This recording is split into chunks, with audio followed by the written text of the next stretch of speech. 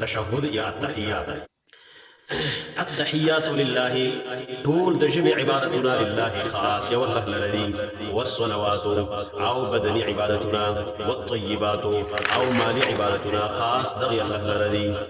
السلام سلامت يا ديوي عليك فتابعني أيها النبي اي نبي عليه السلام ورحمة الله أو مهرباني دا الله تعالى وبركاته أو بركة غدي بتا. السلام علينا سلامت يا ديوي كمانغبان وعلى عباد الله او په بندگانو د الله باندې الصالحین چې کاني د الله په کانو بندگانو د سلامتی او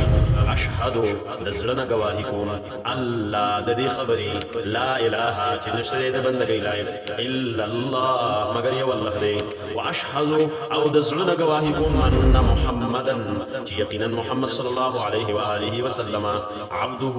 بنده د الله تعالی ورسوله واستاذ